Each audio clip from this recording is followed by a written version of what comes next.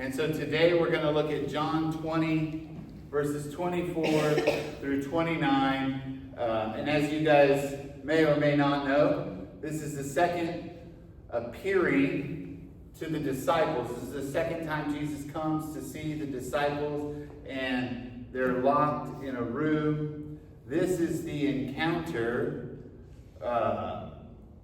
where we see Thomas, or as many of you may know Thomas as Doubting Thomas.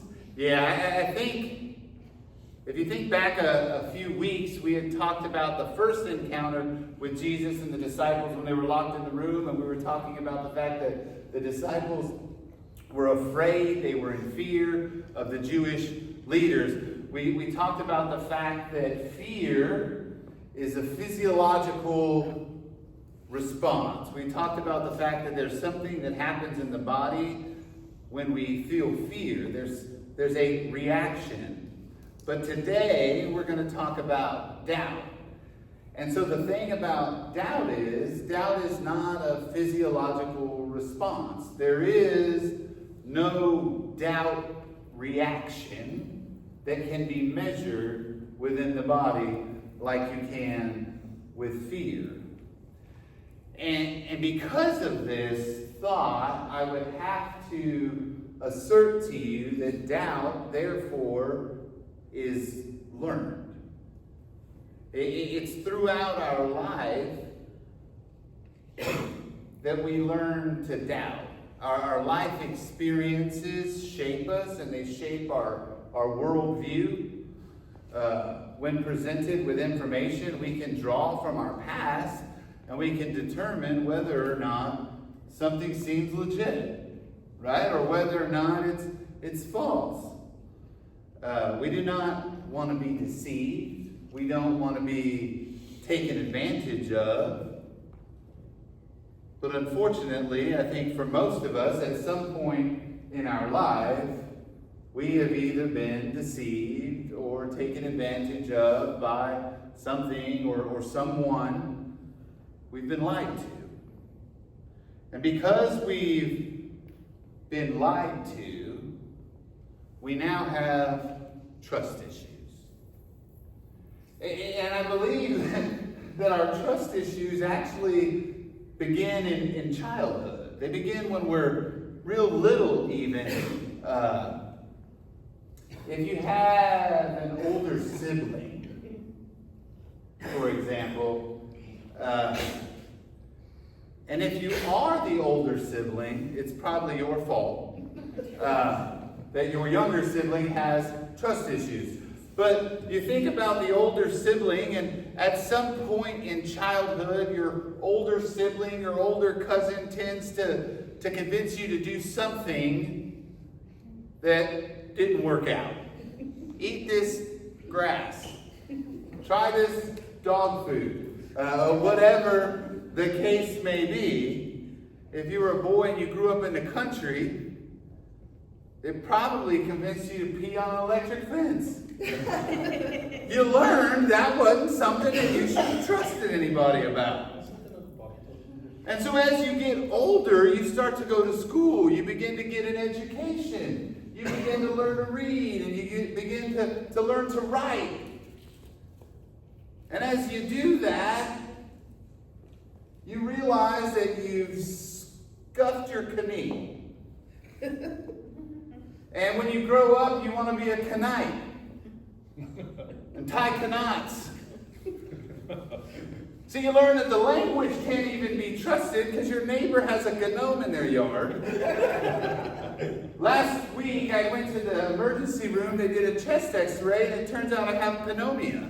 It doesn't make any sense. We are all adults for the most part here, or we've been in school for a little while, and if someone would be willing to explain to me the purpose of a silent letter or how that operates in your life, I would love to know. In fact, I would give you a free vacation to the Island of your choice. It makes no sense. And it just gets worse. As adults, we're regularly lied to. We watch infomercials on the television. Boy, there's some amazing and incredible product. You just have to have it. It's revolutionary. It's going to change your life. But wait. There's more. Well, there's more. We're going to give you a second product, and it's going to be absolutely free. Except you're going to pay $19.95 shipping and handling for the second item. You get the two items, but you didn't really need the first one. And they don't work. They're junk. But rest assured, there's a 30-day money-back guarantee, and is all you have to do is pay the shipping to get the piece of junk back to them, which turns out costs more than the item itself. I'm just saying, we have doubts. And because we have doubt, we question. We question because we want to gather information. We want to know more. We can't simply take things at face value. See, when I was a kid, we used to go with my grandpa to shows. We would go to every kind of show you could imagine. You know, they come into the convention centers there. You have a car show, you've got a boat show, you've got a home show, you've got an RV show, you've got a gun show. As kids, I would venture to guess that we've been to every show with the exception of probably like a bridal show that you could go to. And I remember this one time, we're at the show. It's an RV show, and have anybody ever been to these shows? They're absolutely a great, terrible waste of a day. I don't know. They must make money, but anyways, that's neither here nor there. So we're at this RV show, and they have like vendors. They sell you stuff. They got the latest gadgets and gadgets. Robert probably goes regularly to buy gadgets and gadgets for the RV. And so we always have to go up and down every single aisle. And we're little. I'm probably 8 or 10 years old at the time. And I remember this time in particular, we kind of round the corner and you just hear this. And there's ladies. And they're selling the Chinette dishes. Does anybody know Chinette? I don't know if they still sell it, but they're selling the Chinette. And so it's unbreakable glass dishes, right? And clickety, clickety, clickety, clickety, clickety, and they're tapping and, doing their thing. And then we stop, and we're listening to the lady, and she's explaining how they're unbreakable, they're perfect for the RV, they can rattle going down the road, it's not going to be a problem, you can drop it, it's not going to break. And 8-year-old me looks the lady dead in the face and said, drop it then. She looked at me dead in the face, and it's now showdown at the OK Corral. Because now it feels like everybody is watching. And I'm staring up at her, and she's looking at me, and now she's kind of in a corner. And so she takes the dish, and she drops it, and it broke. Now, to be fair, I knew it was going to break. My mother had Chinette, and I've already broken dishes that were not breakable. Needless to say, we didn't buy any dishes that day. But the point is, doubt is not necessarily bad. See, doubt causes us to question, to seek clarity. Our doubts can help us learn what we can and can't trust. But see, doubt, however, should only be temporary. Doubt is never intended to be a place that we stay. See, we have to be willing to move from doubt. And we're either going to move from doubt to belief or to dismissal, from fact or to fiction. We can't stay in doubt. If we stay living in doubt, we become cynical. We move from being a critical thinker to simply having a critical spirit. See, and this morning, as we explore our friend Thomas, I really want us to consider Was Thomas a critical thinker, or did Thomas have a critical spirit? See, what role did doubt really play in the life of the man who now bears the name Doubt? And so we're going to jump right into John chapter 20, verses 24 through 25. And I'm going to just I'm not going to read through the whole thing first. We'll just kind of work through it a couple verses at a time. So beginning with 24 and 25, it says this. It says, "Now Thomas, also called Didymus, one of the 12, was not with the disciples when Jesus came. So the other disciples told him, 'We have seen the Lord.' But he said to them, 'Unless I see the nail marks in his hand, and I put my finger where the nails have been, and I put my hand into his side, I will not believe.'" And so there it is, the two verses that gain our friend Thomas his infamous nickname of Doubting Thomas. And I think that it may be a bit unfair that we call him Doubting Thomas simply based on these two verses.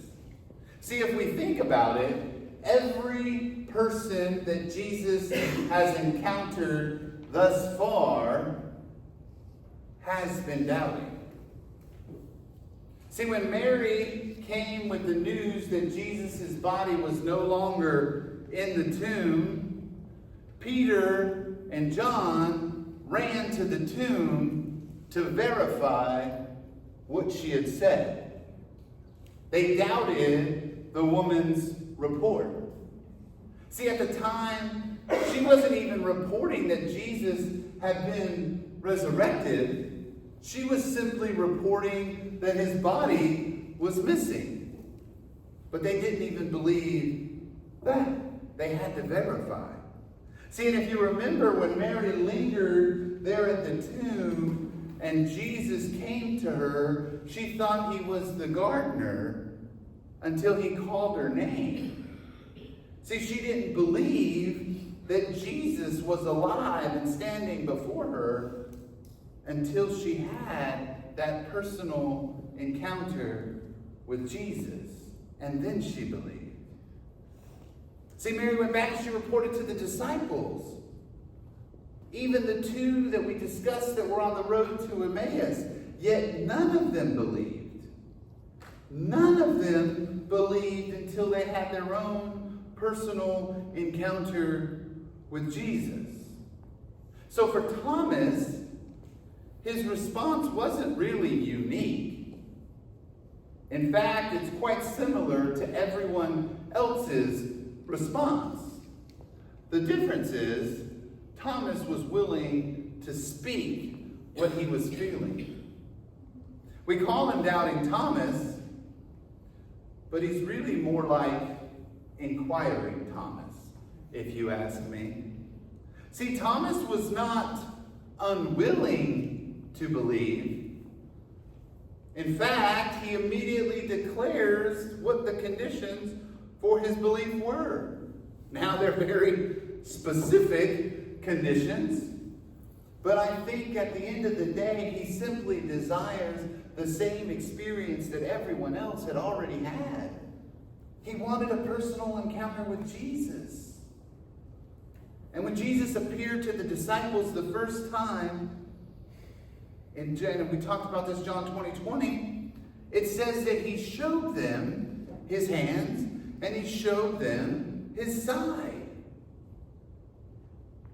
But in all of that first encounter, the question that I think we don't really ask is, where is Thomas?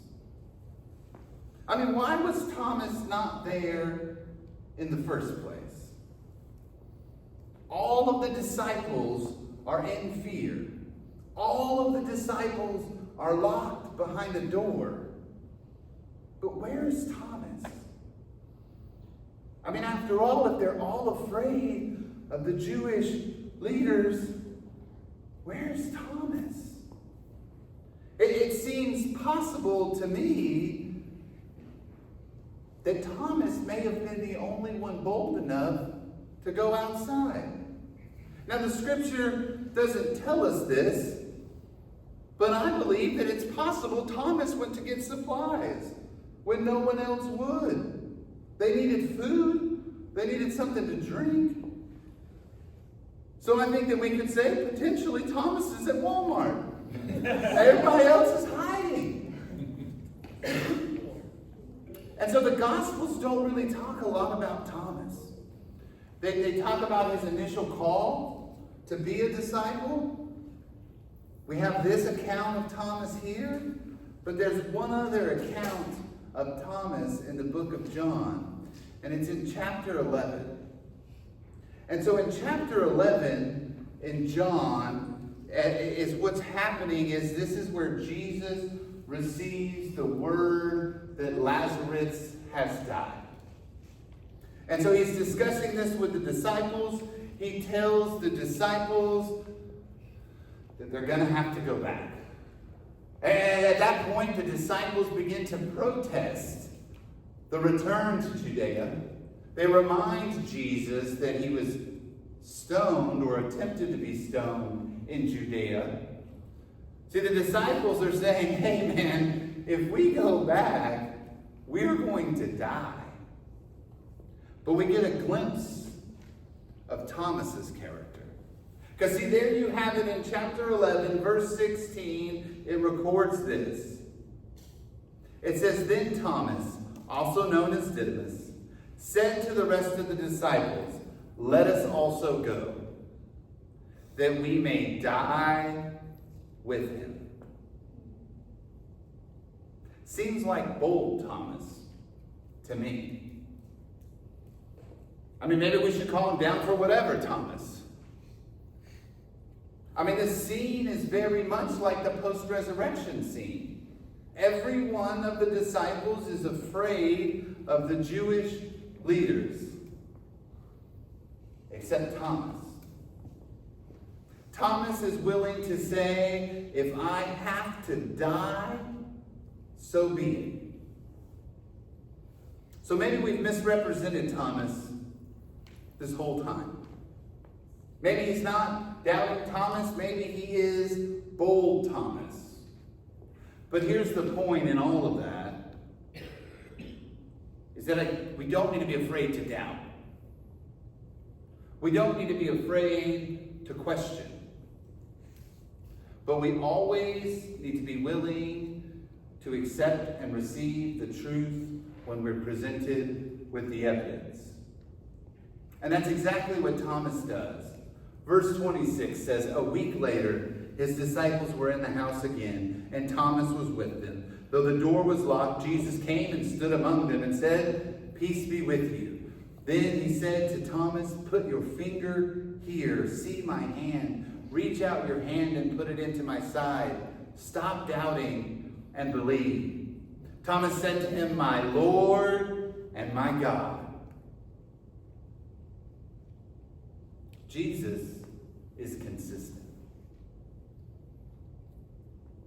And the disciples are hard-headed.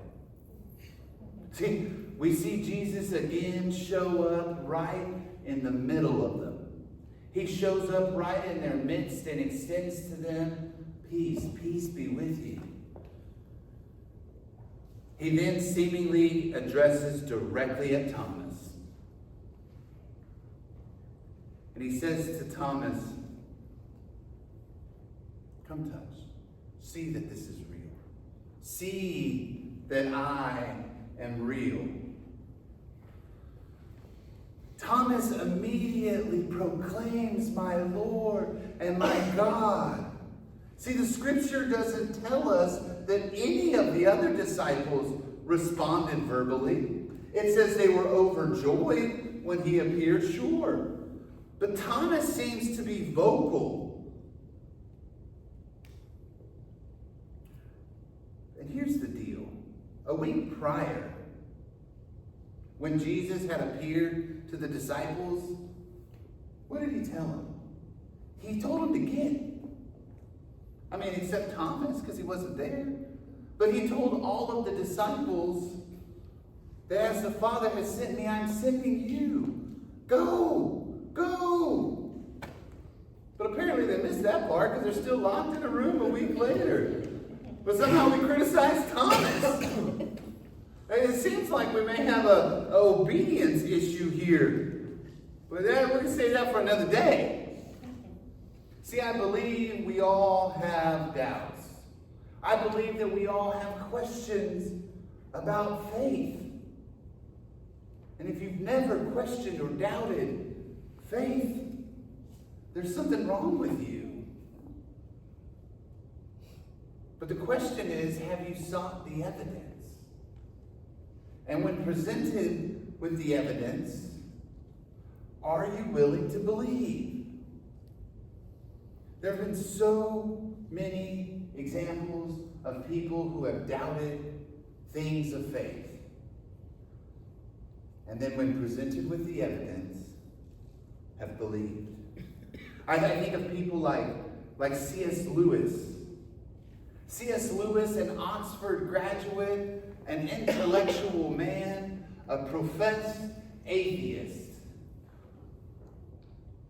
When he finally began to investigate things of faith, and he looked at the evidence, he realized he had no choice but to believe. And then he goes on to write some of the best Christian fiction drama series that we have.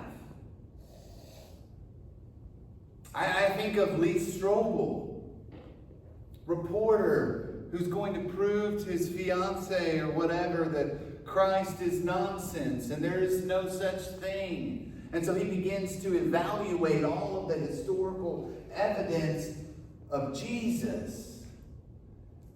The problem is, when he was confronted with the evidence, he believed. Yeah. I think of Francis Collins. Francis Collins is a geneticist, and he's the initiator of the Human Genome Project. If you've never looked at Francis Collins, it's incredibly interesting. He's an incredibly bright and well-educated scientist and self-proclaimed atheist. Until one day, he was tending to a patient who was experiencing some heart problems. And as she experienced one of these episodes, as the doctors were gathered around, she began to pray to Jesus. And when she was done, she begins to explain that the doctors can't help her. They have no idea what's happening. And it's all she can depend on to get through these terrible episodes is Jesus. Then she asked Francis one question. She says, "Doctor, what do you believe?" It was at that moment, he says, that he realized, not that he was an atheist, he was proud of that, but it was at that moment that he realized, as a man of science, a man who investigates and analyzes things to determine what's happening, that he had never investigated faith. So he did. And just like the rest, when confronted with the evidence, he had no choice but to believe. This is a scientist who's responsible for mapping the entire human genome system. All of our cells and everything, weird stuff I don't understand. I'm not that smart. He's really smart, but I'm not. But he's smart enough to recognize the evidence. See, the same thing that Thomas did 2,000 years ago is the same thing that all of these bright intellectuals did. They asked the question, they investigated the evidence, and then they had to move from doubt to belief. See, I am a firm believer that the evidence of Scripture is strong enough to stand on its own. I'm a firm believer that if any person openly were to approach the things of faith and ask the questions, that you would have no choice but to believe. The problem is, when we're not in doubt because we're inquiring, but that we say we're in doubt, but we're not willing to receive the information. And so Jesus closes in verse 29, and I'll begin to do the same, but he says this: Then Jesus told him, because you have seen me, you have believed. Blessed are those who have not seen, yet have believed. Now I wrestle with that verse. Not that I disagree with what Jesus would say, and I don't disagree that nobody here has seen the physical Jesus. Nobody here has touched his hand or his side like Thomas did. But I also believe that we've all seen. See, we've all seen the wondrous power of God. We've all seen the evidence of faith. We've all seen miracles in our life. We've all seen miracles in the lives of others. And if you haven't, stick around, because you will. Pay attention. Ask for the evidence, and you will see. I believe that we've all seen here collectively and particularly things that maybe we would never have believed possible. Like little babies having life when they shouldn't. Like cancers being cured when the doctors say, call your family around. Your faith, you're not going to make it. And people rally and pray. And I've said it a million times because it affects me, but we've seen the wonders of medical science when kidneys fail and the flu saves your life. You can't make this stuff up. So I ask you, we're going to sing this one more song, and this is a song of celebration. Of faith, I believe. This is a song of accepting things. But if you're this morning at a place that you would say, God, I need evidence, I want to invite you to call out to the Lord in prayer and ask Him for evidence.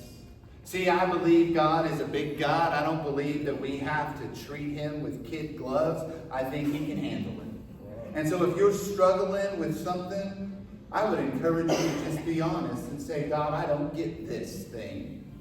Will you help me? Will you show me how? And then be willing to receive? Will you give praise to the Lord?